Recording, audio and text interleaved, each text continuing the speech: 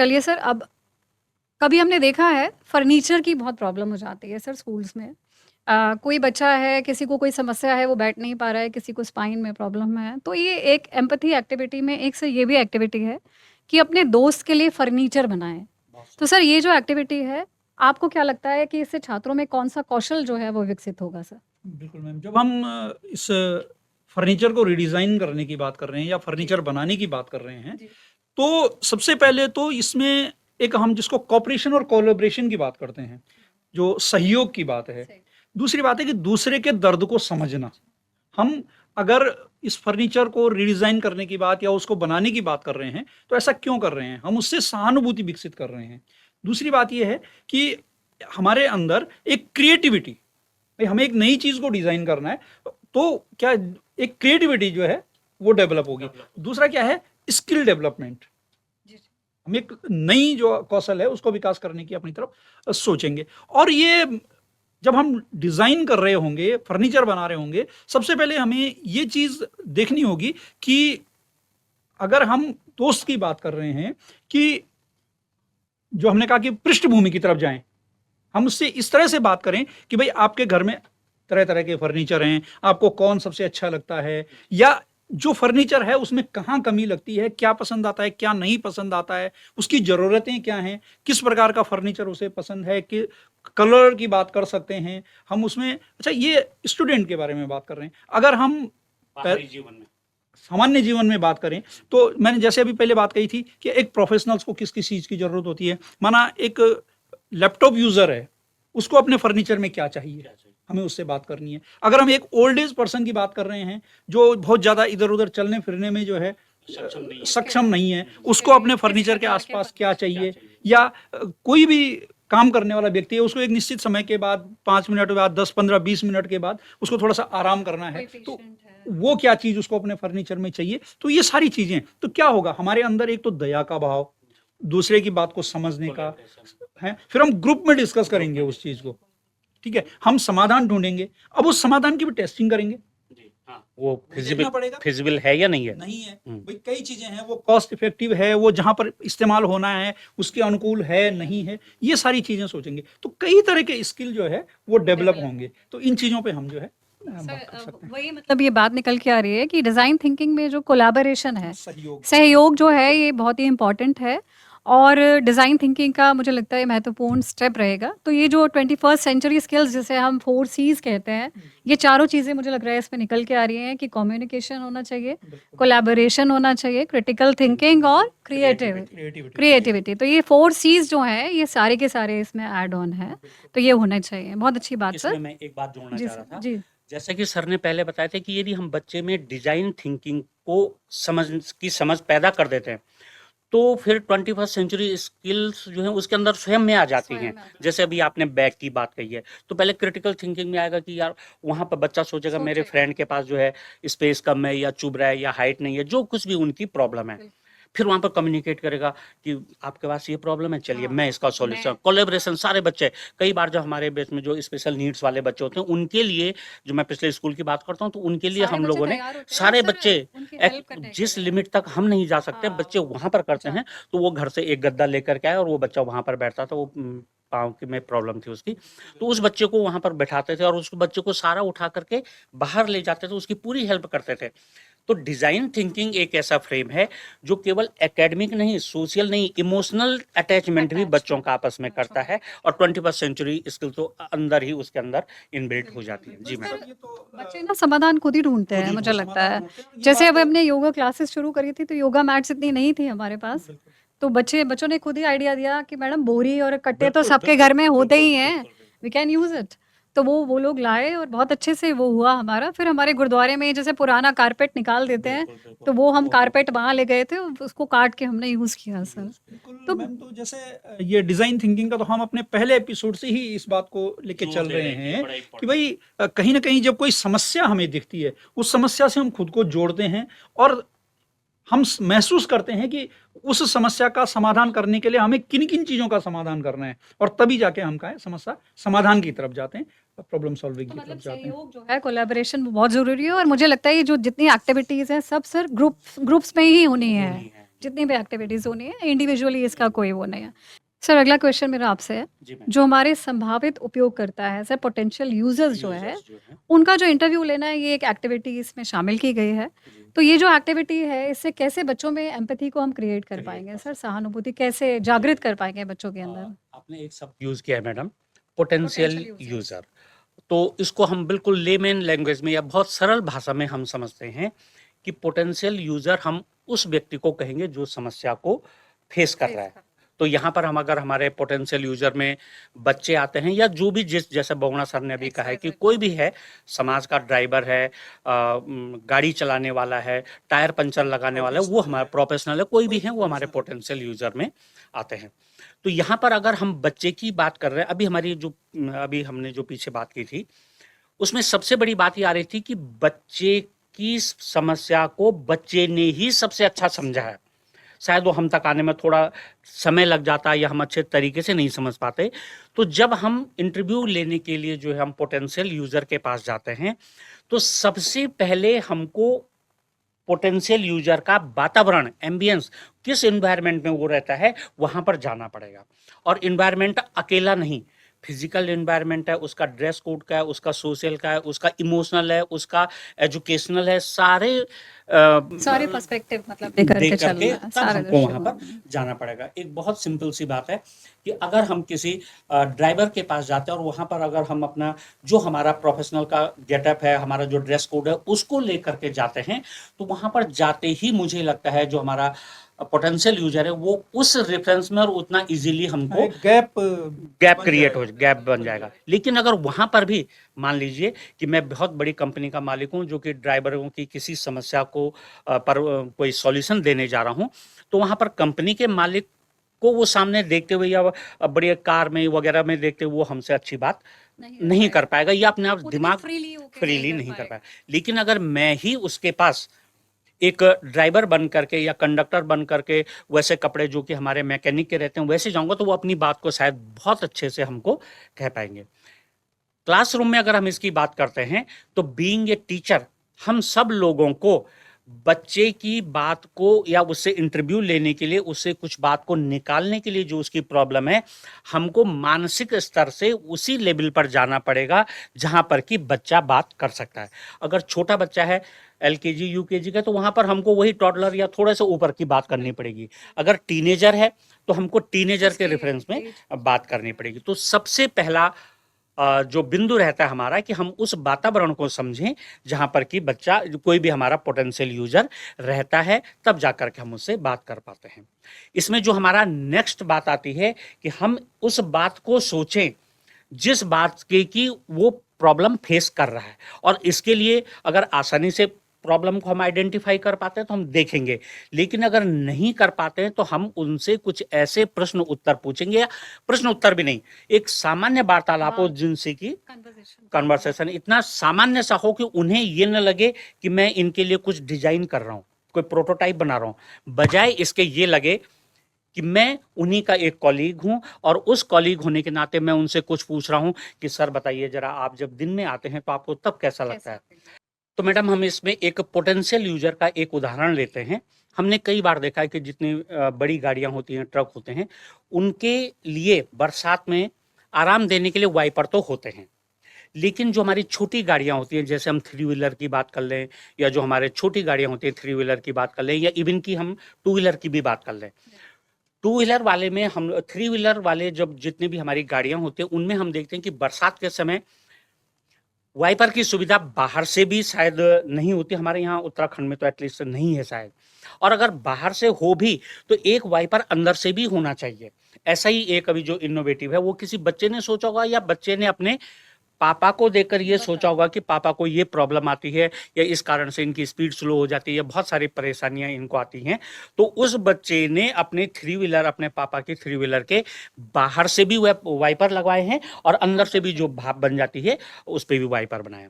अभी हमारे स्कूलों के बहुत सारे बच्चे एक नया इनोवेशन करने जा रहे हैं और उसको कर भी रहे हैं कि बड़ी गाड़ियों के लिए हमने सोच लिया, छोटी गाड़ियों के लिए हमने सोच लिया, लेकिन एक जब 2 व्हीलर वाला या बाइक वाला या स्कूटर वाला या स्कूटी वाला कोई भी आदमी रोड पर चलते हैं और बारिश आने के कारण उस पे भी भाप जम जाती है, देखने में निश्चित रूप से परेशानी है। तो बच्चों ने एक बड़ा अच्छा समाधान उसका, और निश्चित रूप से ये समस्या बच्चों ने कब समझी होगी, जब वो अपने पापा के साथ, मम्मी के साथ कभी स्कूटर पर स्कूल गए होंगे और पापा ने स्लो चला रहे होंगे, तो उन्होंने कहा क्या हुआ, तो उन्होंने कहा होगा कि हमारे जो स्क्रीन है इस पर जो है भाप वगैरह, विजिबिलिटी परफेक्टली नहीं आ रही, हमें परेशानी हो रही है। तो बच्चों ने एक ऐसा क्या कहते हैं उसे, हेलमेट डिजाइन किया, ऐसा टूल डिजाइन किया है जो कि बाहर की वेपर को भी साफ कर लेता है और अंदर से भी साफ कर लेता है।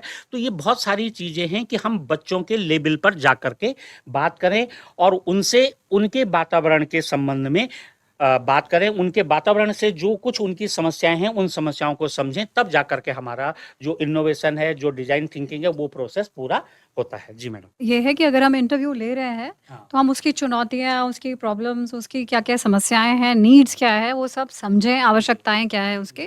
और मुझे लगता है कि एक सक्रिय रूप से सुनना, बहुत मतलब उसकी बात को बात हम को सुने, जी, तो ये एक बहुत बड़ा परिवर्तन जो है उसके बीच में ला सकता है। जी। सर, अब हमने उपयोगकर्ता का इंटरव्यू ले जी, लिया, जी। इंटरव्यू के बाद क्या करना है हमें? मैम, अब जब हमने जो हमारा यूज़र है, उससे हमने साक्षात्कार के माध्यम से कई जानकारियाँ ले ली हैं। जी। अब उन सारी जानकारियों को एक स्ट्रक्चर्ड वे में लेना, उसके आधार पर जिसको हम कहते हैं कि पर्सोना मैप जी, या पर्सनैलिटी मैपिंग हम उसको कह सकते हैं, कि उसकी आवश्यकताएँ क्या थी, कहाँ उसको दिक्कत आ रही थी या क्या समाधान वो चाह रहा है, उसके अनुभव हमने सारे ले लिए हैं। तो इन सारी चीज़ों का हम क्या करेंगे, हम मैप करेंगे और इनको हम कहीं न कहीं उसके बाद क्या कर सकते हैं, रिटर्न फॉर्म में भी ला सकते हैं, फिर हम समाधान की तरफ जा सकते हैं। इसके अलावा उसकी जो हमारा यूज़र है, उसके नाम, उसकी उम्र या हम उसकी बैकग्राउंड क्या है, उसकी पृष्ठभूमि क्या है या उसकी जो प्रायोरिटीज़ हैं, प्राथमिकताएँ जिनको कि वो समाधान के लिए चाह रहा है, वो सारा हम क्या कर लेंगे, मैप कर लेंगे। और उन सारे मैप के आधार पर हम फिर जो आगे की हमारी डिज़ाइनिंग होगी, जो डिज़ाइन थिंकिंग की हम बात कर रहे हैं या जो हमारा सॉल्यूशन आ रहा होगा, उसकी तरफ हम बहुत बेहतर तरीके से काम कर सकते हैं। तो मेरा कहने का मतलब पर्सोना मैप जो हम बात कर रहे हैं, वो पूरी जो हमारा समरी एक इंटरव्यू की है, पोटेंशियल यूजर साक्षात्कार के आधार पर जो जानकारियाँ हमें मिली हैं, उनको पूरा एक तरह से फ्रेम में लाना, उनको देखना, ताकि हम एक बिल्कुल प्लान्ड वे में हम आगे बढ़ें। तो तब हम जो है बेहतर डिज़ाइन और बेहतर समाधान कर सकेंगे। तो ये पर्सोना मैप का मतलब थीम है। डॉक्यूमेंटेशन एक तरह से डॉक्यूमेंटेशन का कि प्रोसेस घर एक में तरह भी से हम ये कुछ है। प्लानिंग करते हैं जी, किसी भी जी, जी। ओकेजन बिल्कुल, की इसको हम या अगर किसी भी सही उसके शब्दों में इंसिडेंट की, तो हम डॉक्यूमेंटेशन कह सकते हैं। पूरा लिखते हैं। जी। मान लीजिए कोई फंक्शन ही है तो हम पूरा गेस्ट की लिस्ट वेस्ट बिल्कुल, बनाते बिल्कुल। हैं, जी, तो जी, वो जी। डॉक्यूमेंटेशन की तरह से हो गया। ठीक है सर। अब हमने पर्सोना मैप तो बना लिया है सर, इसके साथ हमें करना क्या है अब आगे? देखिए, जब हम पर्सोना मैप बना लेते हैं, जो हमारा यूज़र है, पोटेंशियल यूज़र है, उसकी डेली लाइफ के बारे में जान लेते हैं, उसका वर्क कल्चर जान लेते हैं, उसका हैबिट्स के बारे में जान जाते हैं, उसकी परेशानियों के बारे में जान जाते हैं। ये बहुत सच है जब हम समराइज़ कर लें, जैसे बहुगुणा के सर ने अभी बताया। इसके बाद आता है हमारे पास एम्पैथी मैप, और ये भी शायद उतना ही महत्वपूर्ण है जितनी कि हमारे पिछली बातें जो हमने बात की हैं, जैसे पर्सोना मैप है, इंटरव्यू है, सारी चीज़ें हैं। तो अब आता है हमारे पास एम्पैथी मैप। अब एम्पैथी मैप को डिज़ाइन करने के लिए हमको उसकी जगह पर जाना पड़ेगा और तब जा करके हमारी एम्पैथी मैप को हम लोग जो है डेवलप कर पाते हैं। इसको एम्पैथी मैप को समझने के लिए हम जो है 4 भाग मुख्यतः रखते हैं। पहला आता है सेज, वो क्या कहते हैं, जो हमारा पोटेंशियल यूजर है वो क्या कहते हैं, अपने बारे में क्या कहते हैं, उनकी जो परेशानी है, जिसको कि हमने इंटरव्यू के थ्रू वहां से लिया है, एक डेटा उसका कलेक्ट किया है।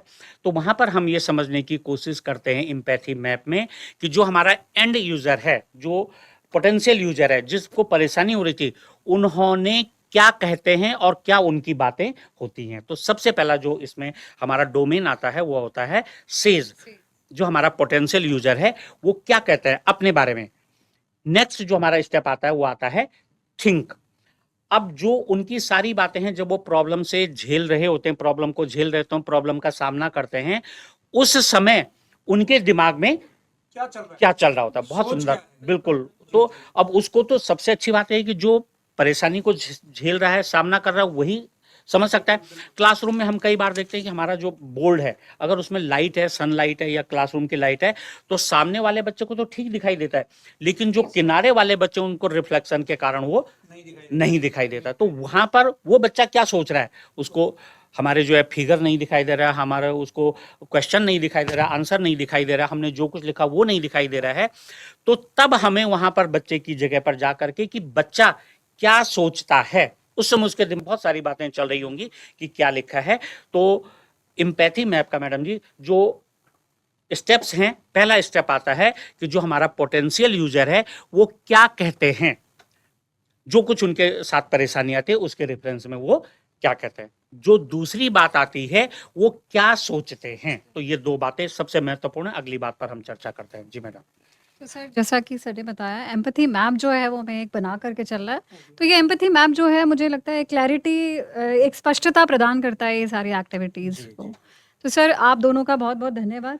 इसके बाद में 2-3 बातें जी सर, और जोड़ना जी सर, चाहूंगा जी, अभी कि एम्पैथी मैप में पहला हो गया सेज, जो हमारा पोटेंशियल यूजर है वो क्या कहते हैं, फिर वो क्या सोचते हैं अपने दिमाग में, फिर वो क्या फील करते हैं उस घटना के बारे में, जो घटना उनके साथ जहां पर प्रॉब्लम हो रही है। जैसे मैं क्लासरूम की बात करता हूं, हमारा बोर्ड सामने लगा है तो सामने वाले बच्चे को तो कोई प्रॉब्लम नहीं होती है, या मेरे जो फॉन्ट है मेरे बोर्ड पर लिखे बड़े छोटे हैं तो आगे वाले को तो दिखाई दे रहा है, लेकिन जो पीछे बच्चा बैठा है उसको नहीं दिखाई दे रहा है।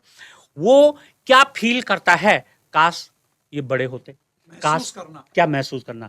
तो वो क्या सोचता है, अगर अक्षर थोड़ा बड़े होते तो मुझे दिखाई देते, अगर वो रिफ्लेक्शन जो है यहाँ पर नहीं पड़ता तो क्या करते। तो हम लोग क्या करते हैं, ऐसी समस्या हमारे साथ आती है, और मुझे भी ये बातें साझा करने का अवसर तब मिला है जब ये घटनाएं मेरी क्लास में होती हैं और बच्चे कहते हैं। तो हम क्या करते हैं, जहाँ से लाइट आती है उसको बंद कर देते हैं, या ऐसा एनवायरनमेंट क्रिएट कर देते हैं बच्चों की ही हेल्प से जहाँ से कि उनको दिखाई दिया। सीट कुछ नहीं हमारे बस में तो हम सीटिंग अरेंजमेंट तो उनका चेंज कर सकते हैं। और लास्ट में सबसे बाद में आता है डज। एम्पैथी मैप का जो पहला स्टेप है वो सेज कि जो हमारा पोटेंशियल यूजर है वो क्या कहता है, वो क्या सोचते हैं और क्या फील करते हैं। अब इन सारी बातों के लिए वो क्या करते हैं, सीट चेंज कर लेते हैं, कहते हैं सर कि आपके जो फॉन्ट हैं वो छोटे छोटे दिखाई दे रहे हैं, जरा उन फॉन्ट को बड़ा कीजिए।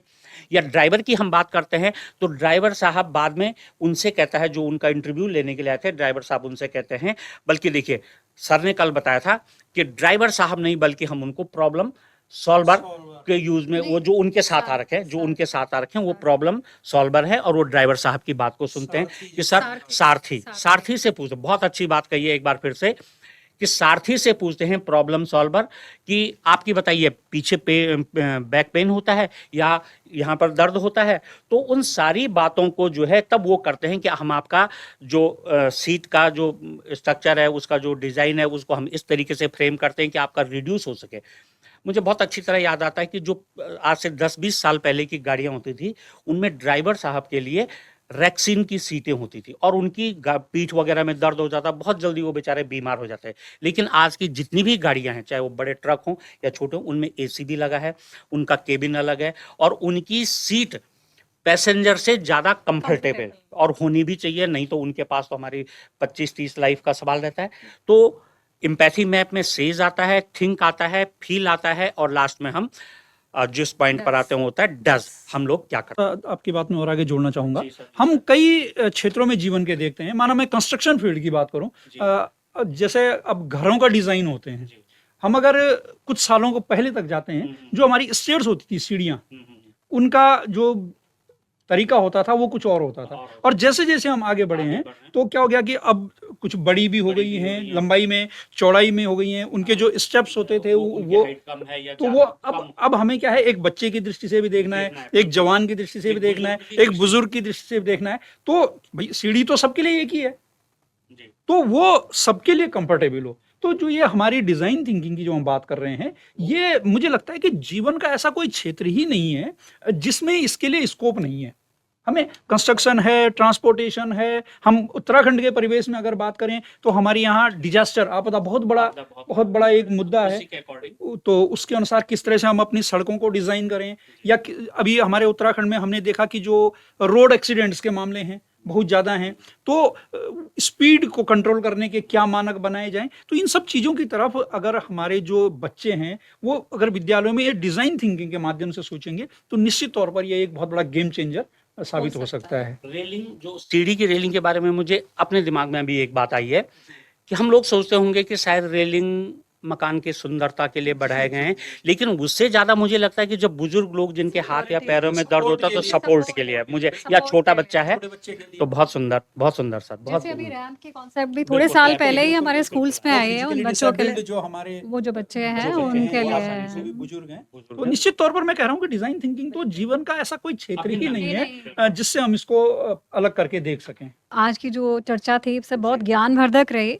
जैसा कि हम जानते हैं कि हमारे बच्चे ही हमारा भविष्य है सर, तो आगे के लिए जितनी भी समस्याएं हैं, अगर अभी से हम उनके दिमाग में ये डिज़ाइन थिंकिंग वाली कॉन्सेप्ट जो है वो डाल देते हैं कि वो छोटी-छोटी समस्याओं को लेकर के उनको सॉल्यूशन करना अभी से शुरू कर दें, तो ये बहुत बड़ा अच्छा प्रोजेक्ट बन सकता है। और रोजगार तो ये बहुत बड़ा क्षेत्र रोजगार के लिए, जैसे हम कह रहे हैं कि चाहे इंजीनियर, हम कंप्यूटर इंजीनियर की बात करते हैं, हम जो है सॉफ्टवेयर डेवलपर्स की बात करते हैं, या हम आर्किटेक्ट की बात करते हैं, या कोई भी फील्ड, तो वो बच्चों के लिए एक बहुत बड़ा जो आगे क्षेत्र है वो खोलने के जो है हम सोच सकते हैं। तो आज हम सभी ने ये एम्पैथी एक्टिविटीज़ के बारे में थोड़ा बहुत समझा, जाना है कि किस-किस प्रकार की एक्टिविटीज़ जो हैं वो हम अपनी कक्षा में करवा सकते हैं बच्चों से, और हम आपसे निवेदन करते हैं कि आप प्लीज़ ये एक्टिविटीज़ जो हैं अपनी कक्षा में कराइए, और हम सब मिलकर के एक अच्छा-सा समझदार और दयालु समाज जो है वो स्थापित करने में सफल हो। यही हमारा मेन मकसद है इसका डिज़ाइन थिंकिंग का।